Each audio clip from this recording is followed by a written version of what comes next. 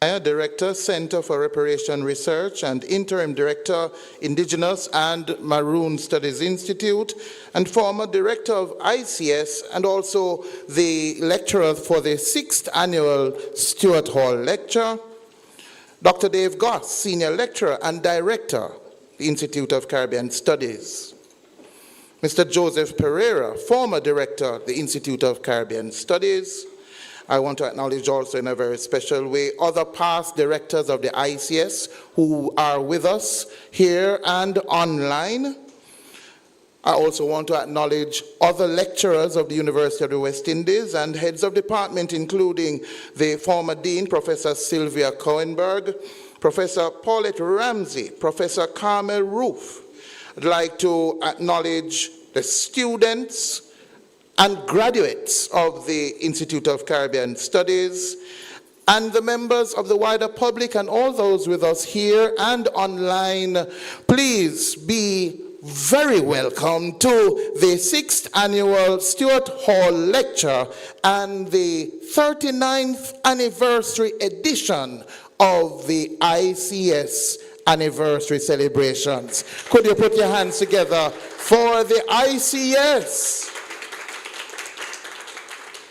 The Institute of Caribbean Studies is a very important place in the entire Caribbean and in the global world of cultural studies. And if there was a time when cultural studies was needed in the world, it is now. We also, in a very special way, are honored to be able to again celebrate the great Jamaican luminary and sociologist, cultural theorist, and political activist, Stuart Hall, through this lecture. He is widely regarded as a founding father of cultural studies, and he is often called the godfather of multiculturalism. He significantly expanded the scope of academic study to include popular culture, race, and gender, treating them as serious sites of power and political struggle. He was born in Kingston and went to JC. Any JC people in the house? You usually have them. Yes, I see you, Sir Barnett, Dr. Barnett. And the work of Stuart Hall, I must let you know, if you Google Stuart Hall, he appears more than Karl Marx. So he is a significant academic in the world, and we need more and more to reclaim him in Jamaica. Putting a little bit on my agenda in the mix. But I am not the one who is really to welcome you, because the ICS has a daddy. And the name of the father of the ICS in this season is Dr. Dave Goss. Please put your hands together for him as he comes to welcome us. This is Daddy Goss. Anyway, good evening, ladies and gentlemen. It's a pleasure to give the welcome to this very important event in the life of the ICS RSU. So a pleasant good evening to everyone. It is my pleasure to welcome you all to the 6th Annual Stuart Hall Distinguished Lecture, hosted by the Institute of Caribbean Studies and the Reggae Studies Unit. And I better say Reggae Studies Unit, because I'm not sure if Professor Emerita Cooper is listening, so I have to say, and the Reggae Studies Unit. All right. There are two very important reasons for our gathering here this evening.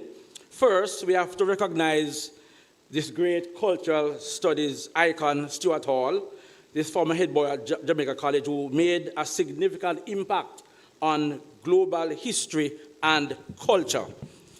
In 1951, when Hall left Jamaica and arrived in London on a Rhodes Scholarship to study English language at Oxford University, it could not have entered his mind that 13 years later, in 1964, he would be one of the founding fathers of the Center for Contemporary Cultural Studies. Second important reason why we are here this evening, that the ICS is celebrating our 39th birthday. As the ICS was born as an academic institution, yes, on May 7th, 1987.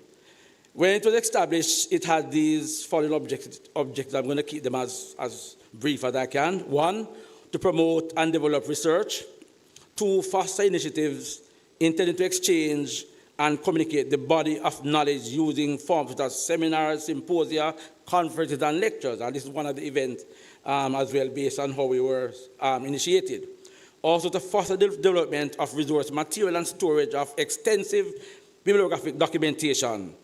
Develop links with other centers of Caribbean research within and outside the region. Now, I did something today that I just need to share very quickly with you, because I decided to check how many people we have trained from the time you were born in 1987. So we have trained 333 students overall in 6 different programs.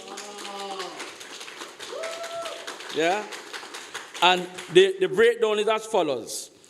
229 ESEM students. And ESEM is our flagship program, by the way, from the time we started. ESEM was the degree then. So we have trained at the undergraduate level 229 for ESEM, 22 for Caribbean and cultural industries, 10 for music and performance studies, and the latter 2 are newer programs. But at the graduate level now, we have trained 31 MA students, 16 MPhil students, and guess what? 25 PhD students. Yeah?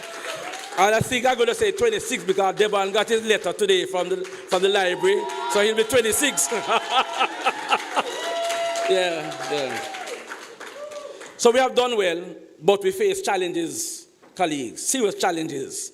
And these are challenges that we are trying to address. We were at a retreat from the last 3 days, trying to work through some of these thorny issues. And we're still working them through. But we have a lot of work to do, but we are glad that we have a history that we can rely on as we look forward to the future. So we could not have ended the academic year and not have a serious reflection on Stuart Hall. Given what is happening in our world today, the prevalence of neoliberalism and conservative right-wing racism from our neighbors up north and in the west, the voice of Stuart Hall needs to be reheard. It is our pleasure, therefore, then, to have as our lecturer this evening one of the latest minted professors, the indomitable cultural doctor, Professor Sonjah Stanley Niaah, as our lecturer, as he engages on the topic, engaging itself from mental enslavement. In the 1960s and 70s, the idea of serious academic interrogation into studying popular culture ideas was unpopular then, but Hall's interest and emphasis in the study of culture concerned the lived experiences, the interpretation, meanings of those experiences, and the information which we need to work through, especially in the new context that we have. In the era of Margaret Thatcher, who was one of the proponents of the rise of neoliberalism, Hall, in his critique, coined the term authoritarian populism to describe this shift, arguing that Thatcherism successfully combined free market neoliberalism with a strong coercive state to win popular consent. Isn't that comment the same comment we can make of Trump in North America and personally Boris Johnson in the United Kingdom? So, having said all of that, let me take the opportunity to welcome all of us to this interesting, important lecture, those who are face-to-face and those who are online. And some names were called earlier. I want to recognize all our heroes, academic heroes. We have Professor Paulette Ramsey in the audience. We have also Mr. Pereira, who was one of our heads. We have Professor Sonjah Stanley Niaah, Professor Carmel Roof as professors. We have some of our students who are here. We want to welcome you all. And also, we have a visiting student. Let me backtrack. She's now an independent scholar, but she got her PhD from the University of Leicester. Dr. Akila Maxwell. Welcome, Akila. Akila will spend some time with us in the ICS, so we'll hear more of her work. Then also, I can't forget our former dean, Professor Sylvia Cohenberg. Sylvia, thank you for coming, Sylvia. And we have our friend, colleague, Dr. Michael Barnett and others. I want to welcome you all. Students, everyone, welcome you all. And we do wish for a very good evening as we reflect on this important topic that Dr. Professor Stanley Niaah will engage us this evening. Thank you very much.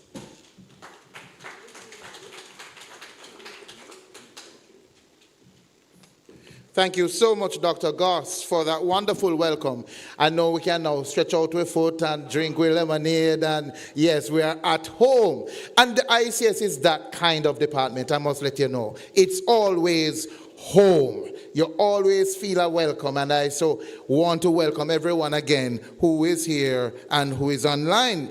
But, you know, I call Dr. Goss, if I call Dr. Goss the father of the ICS, what do I call Mr. Joe Pereira?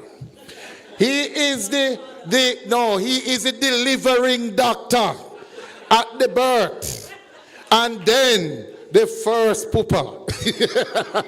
Please put your hands together for Mr. Joseph Pereira, the founding director of the Institute of Caribbean, the inaugural pooper. That is it, Professor Stanley Niaah. I don't know if any paternity test would prove him right. You are the father. But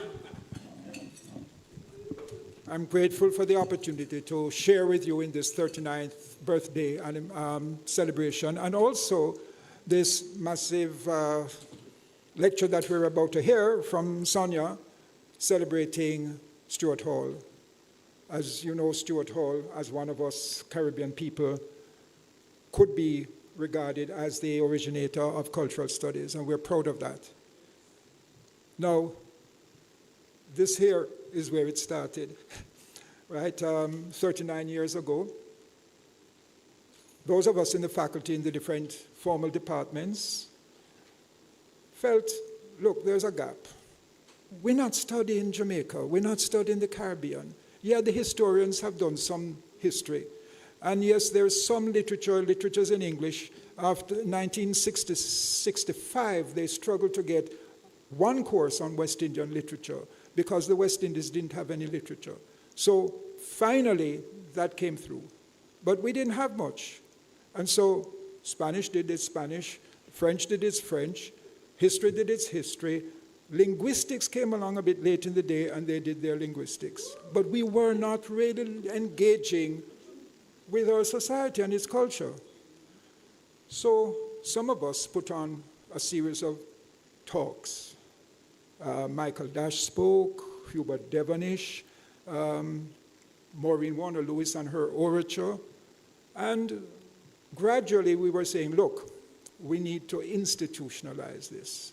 So we boldly proclaimed ourselves the Institute of Caribbean Studies. And we had no funds. And then when I became dean, I released funds. So the advantage of being an administrative leader.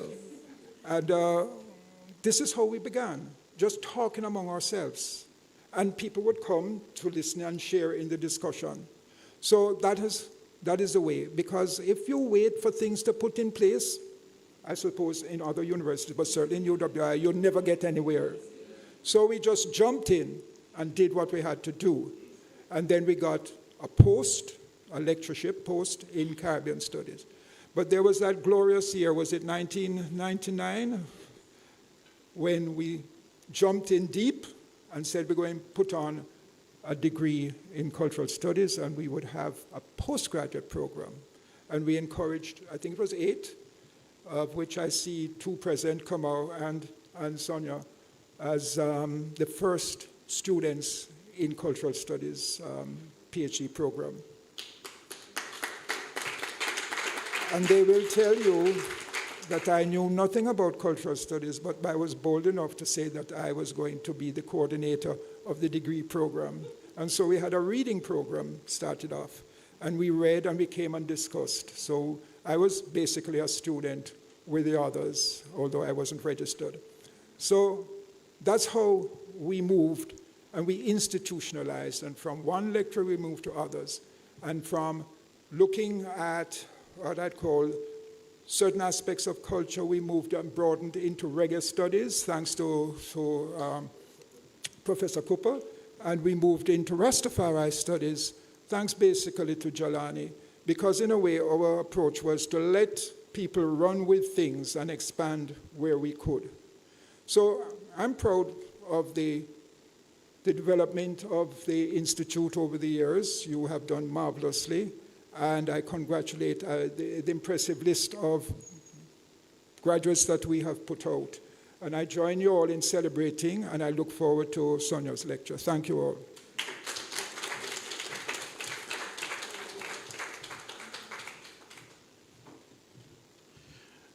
Thank you, Pupa Joe.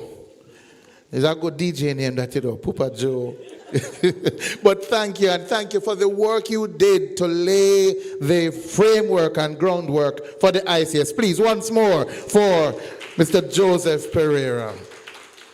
Now, recently when the late, great Jesse Jackson had his funeral, well, they had his funeral, he didn't have it, he went on. But there was a feature that I'm going to adopt this afternoon, if you don't mind, Sharp. We have some reflections coming. But during the funeral, there was always an elder of the church who stood nearby, ready to tug on the coattails of anyone who was going too long. This is not a funeral. You will get chance, especially next year when we are 40, to say much more about the ICS. But we have some students around whom the ICS is built. The ICS is student-centered like nowhere else. And we want to hear from the students of the ICS. So I'm going to invite Mr. Robert Hall, an MPhil Cultural Studies candidate, to come and share his reflections. Put your hands together for him as he comes. Good afternoon, everybody.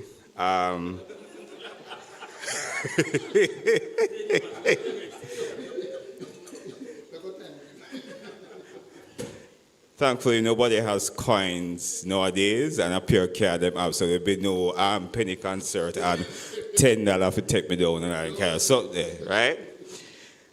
Professors, Dr. Gus, head of department, former heads of departments, to which I am very thankful that I'm able to stand here in the space that you've created. Distinguished guests, students, and colleagues, good evening. I absolutely relish the opportunity to share my experience and give a testimonial to this department, which I've really grown to love, and really, really love it. Trust me.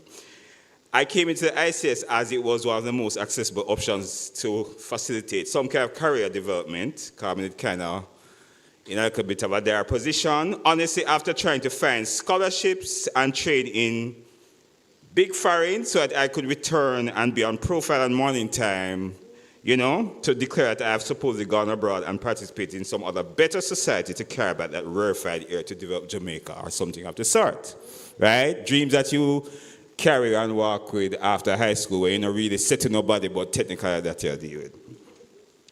So you are absolutely right to deduce that culture says that UMONA wasn't quite. It was a late discovery and really a last resort, and honestly did not look attractive at all to somebody who had actually been trained in visual arts and textiles and had this dream to become this big-time fashion designer, walk up and down runway and all that kind of stuff. So I wanted to, do a fabulous master's somewhere and study in big foreign and finish with a final fashion collection of clothes to mad out the people them. Allow me to bask in the glow thereafter of adulating fans and come and say, oh my God, Robert, you did so well. And all that kind of stuff. Anyway, registered for the course and I was in for a very, very rude, but positive, but rude awakening. Slightly intimidated, as of course I did design. Marketing, me never done. You understand? Me did do A-levels and things still, but I was slightly intimidated because I was never in a UA environment before and the heavy academia. Indeed, and at ICS I was baptized properly into culture via the rigorous exposure to a theoretical framework or a series of different ones by lecturers who were often at the forefront, most often at the forefront of their field, the people them who actually write the books and them kind of something, right? I was heavily impacted. Quietly at first, and then louder resonations gave way to significant realizations, and today I'm just going to share 4 of those because it's a long list. First of all, after a couple months in the program, I realized that I now had language and concepts to understand and explain a lot of my Jamaican society, this space that I actually lived in.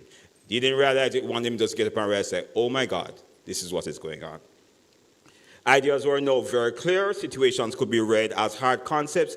And one could see how and why we actually got here as a people, why we're struggling with certain things as a nation, as a Caribbean, and in our relationships with the wider world.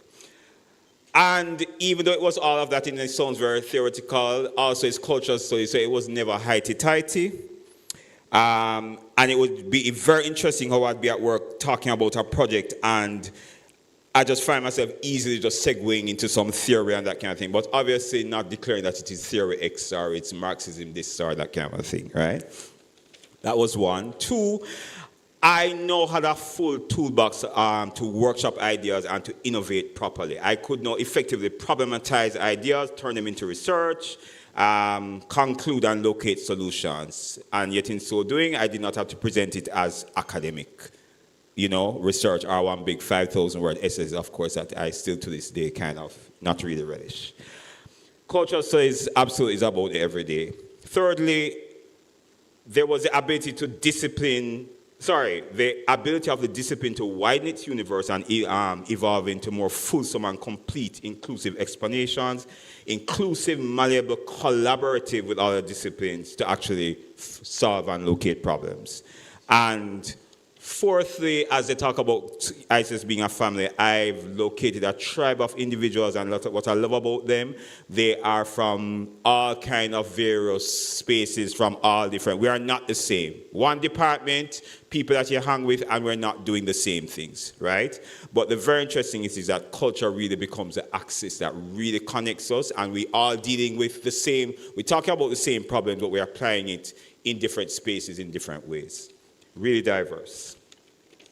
This program is absolute gold. I would urge and encourage anybody, any Jamaican, any Caribbean.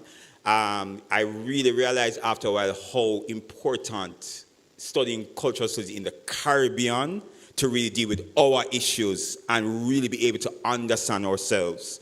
How important just doing cultural studies here is. It has and it continues to be an absolutely exciting, pathway enlightening, life-transforming experience. I totally want to pay tribute to each and every leader, from initially Mr. Pereira to every single leader, because the space that we work in now is a space that has been opened up and expanded by each and every phase of the leader and their team. And I'm deeply, deeply, deeply grateful. If you're thinking about doing cultural studies, you need to come do it.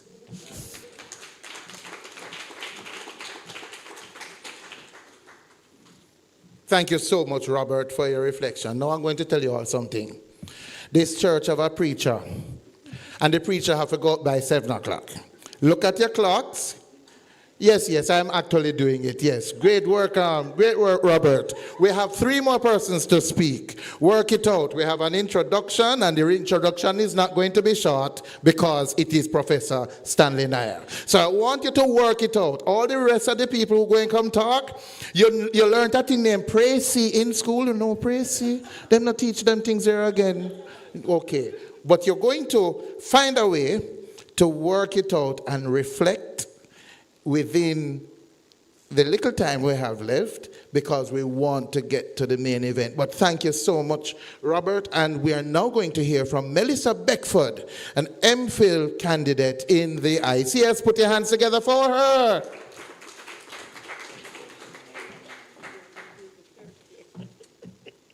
I do have a skirt tail. Good evening, everyone, ladies and gentlemen. Good evening. I am on the program, the official one that Hugh has, just not yours. I am incidentally the same age as ICS and will always be. So I'm recognizing that and I'm honoring that. I came into ICS not as a graduate student. I was telling a story outside.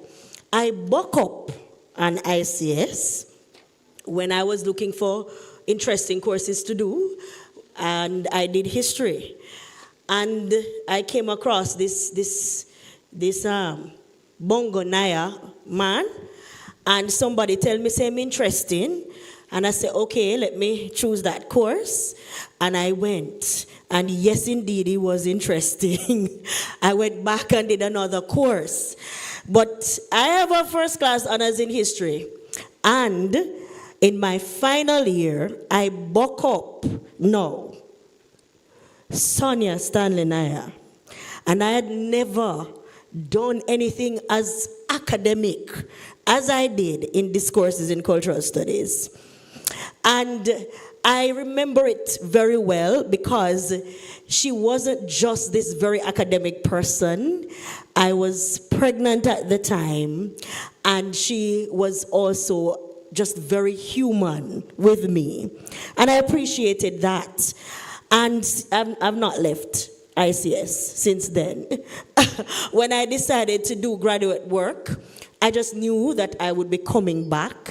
And I was also moved by her story when she always says, I've heard her say it many times, fully homegrown. And yes, I'm also embracing being fully homegrown. So I am at home at ICS. There are some persons who have met, recently. And I absolutely love it. So I'm becoming known as the block roading lady, a lady who blocks the road. And I hope to finish my own work in a very short period from now. But I am enjoying the time. I have met, as Robert has, a tribe as well, a group of people who I'm working with. And I have also been able to tell other persons about the work that ICS is doing and that they should come, right? So I'm proselytizing as well, right? And it's working well, and other people are coming. And I'm glad to see where we are, and I'm committed to ICS and going forward. The bottom line is that it is truly awesome to be doing academic work within this department, and I am committed to seeing it growing. So, happy birthday, ICS, and I'm looking forward to the lecture, Prof.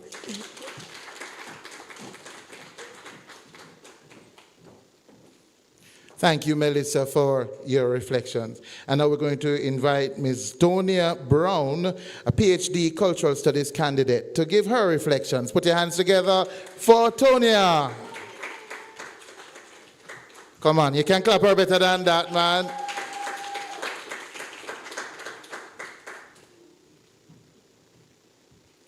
Good, okay. A bit short.